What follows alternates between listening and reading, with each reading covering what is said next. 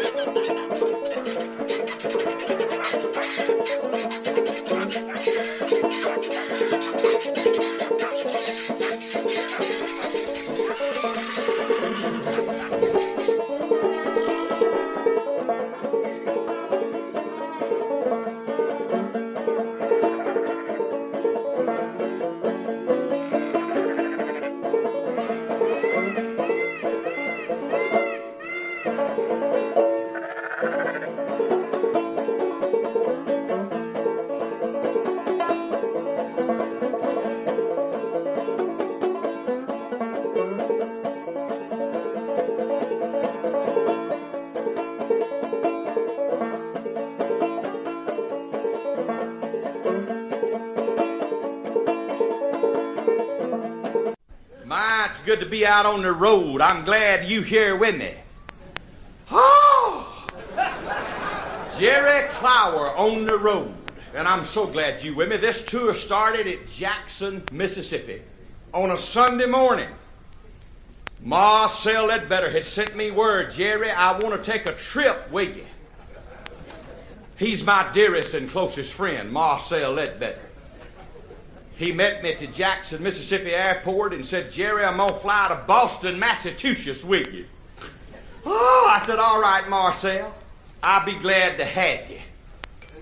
While we were standing there checking in on Delta Airlines, 4 people were standing over in the corner, somewhat squalling and crying. A man was hugging an older woman and a man and telling them goodbye. And that saddened me because I have had a few goodbyes in my time and I don't think it's fun. Then the man left with the younger woman and went over to the entrance to the snout, what goes up to the airplane.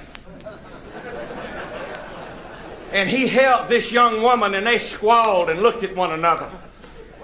And then he, with his head down, disappeared up the runway. Then the 3 people joined one another and started squalling. Me and Marcel are squalling. And about that time, the man stuck his head around the opening of the passageway and waved at the 3 people, says, see y'all Tuesday.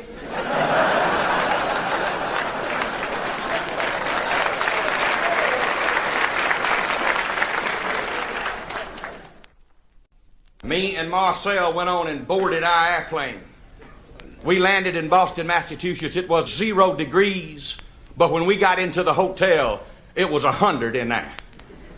0 degrees outside, 100 degrees inside. I don't see how they live in them hotels up there. Oh, the hairs in my nose dried up. Marcel Ledbetter said, I ain't staying in no hotel this cotton picking hot. I said, come on up to the room and maybe we can turn the knobs off and get it cooler. We walked into the room and the room was just as hot up there in the hotel as it was in the lobby. We turned off everything, put our undershirt over the vent up there.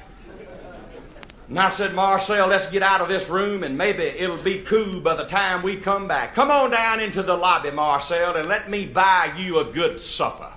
Maybe it'll help your attitude a little bit. We walked into this beautiful restaurant in this world-famous hotel, and there stood the maitre d' with a velvet black bow tie on, claw hammer tail coat.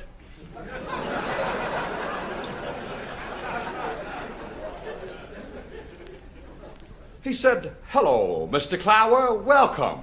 I remember when you were doing the theater in the round here last summer.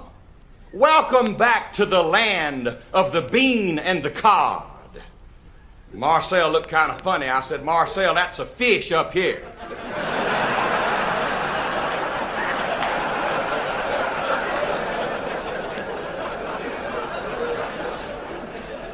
Marcel said, I want to eat me some of that codfish.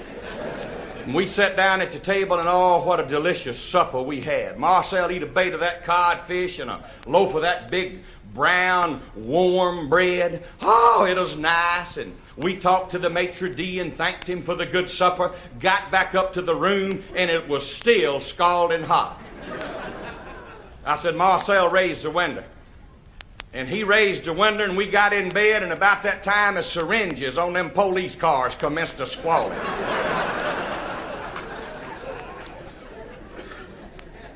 And he got up and let the window down. We got back into bed and commenced to sweating. We was trying to get some sleep. It ought to be a criminal offense. Folks sent to the penitentiary to make them hotels hot as they are in the north. Man sitting up yonder in Washington, D.C. begging folks to turn their thermostat down. And you'll be surprised how much healthier it is if you ain't suffocating while you in a hotel. You will be surprised. We got back into bed and kind of calmed down, and the light was on in the bathroom. I said, Marcel, get up and turn out the light. He got up and went in there. Now, this was a fancy hotel, but would you believe there was a cord coming down out of the ceiling? And that light is hanging on the end of that cord, and Marcel Ledbetter flipped every switch he could find, and it didn't turn the light off. I said, turn the light off. He said, I can't turn the dad-blame switch if I can't find it. So Marcel come back over to the nightstand, got his pocket knife, walked back in there and took a hold to that cord, run his hand down on the top of that light and cut the cord in two. And the light went out, and so did Marcel.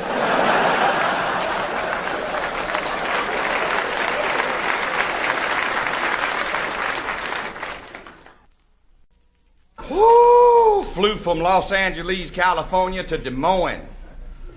Did a show there in the Civic Center. Then to Minneapolis, Minnesota. It's 28 degrees below zero. I slept between the mattresses.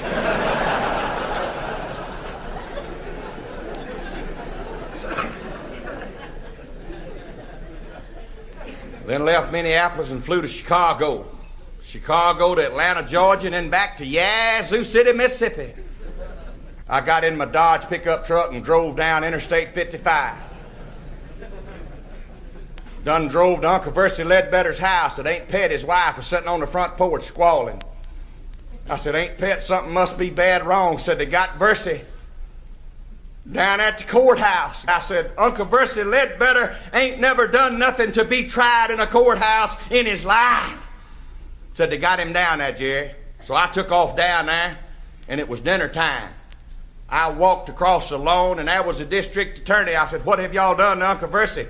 Said, Jerry had a wreck and said it to wreck one thing and something else later. What do you mean? Uncle Versi ain't never lied in his life. Said, well, he's fixing to take the witness stand. Come on in the courtroom and watch him. Uncle Versi took the witness stand, raised his hand, and the little fancy lawyer got up and said, Mr. Ledbetter,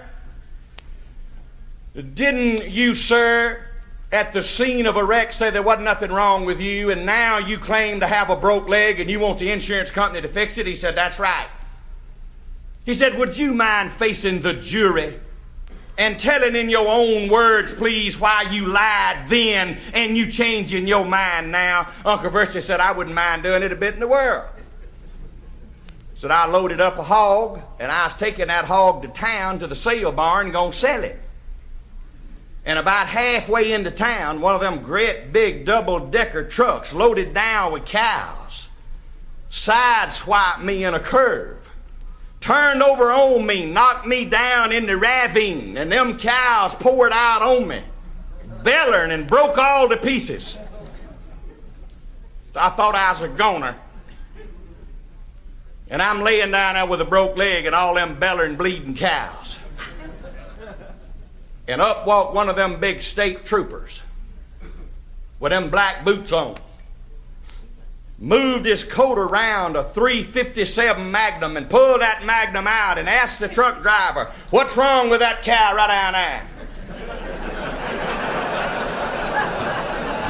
Said, that cow's got a broke leg. Boom! He shot her right between the eyes. That trooper asked that truck driver, "What's wrong with that cow over yonder? Got a broke leg." Boom! Shot her right between the eyes. "What's wrong with that cow over yonder?" Squirming and bellering, says she's got a broke leg. Boom! Shot her right through the head, killed her graveyard dead. Said that gun is smoking. That trooper had the barrel of that thing tilted a little bit. And he looked down there at me and said, "Sir, what's wrong with you?" And I said, "Not a thing in the world."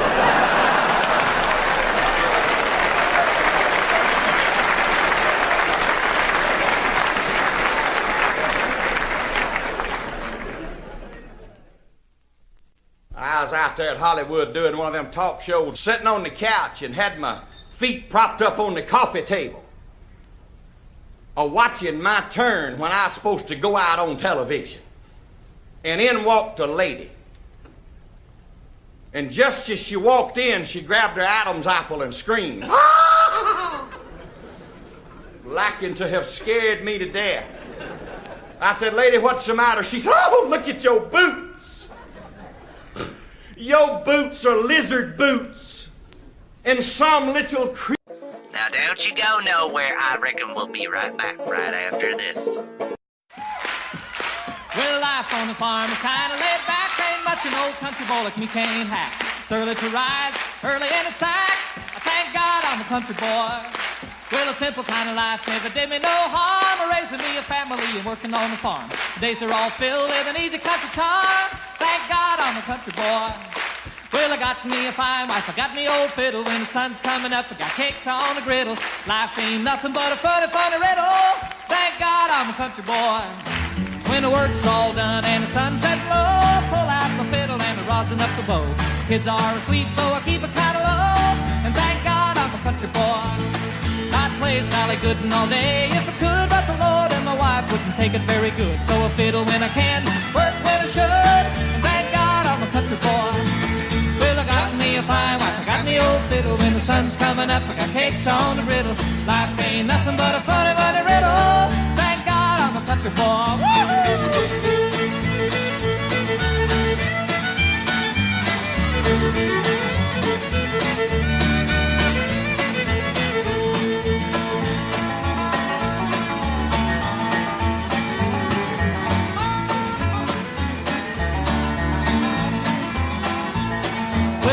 My life for diamonds or jewels, I never was one of them money-hungry fools. Rather have my fiddle and my farming tools. Thank God I'm a country boy. Yeah, city folk driving in a black limousine. A lot of sad people thinking that's a mighty keen. Son, let me tell you now exactly what I mean. I thank God I'm a country boy. Well, I got me a fine wife, I got me old fiddle. When the sun's coming up, I got cakes on the griddle.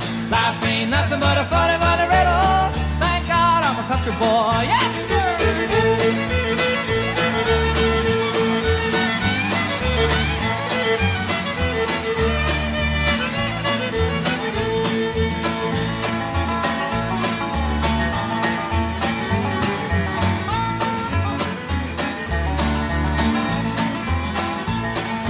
Fiddle was my daddy's till the day he died. And he took me by the hand, held me close to his side. Said, live a good life, play my fiddle and cry. And thank God you're a country boy. Well, my daddy taught me young how to hunt and how to whittle. Taught me how to work and play a tune on the fiddle. Taught me how to love and how to give just a little. And thank God I'm a country boy. Well, I got me a fine wife, I got me old fiddle. When the sun's coming up, I got cakes on the griddle. Life ain't nothing but a funny, funny riddle. I'm a country boy, yeah!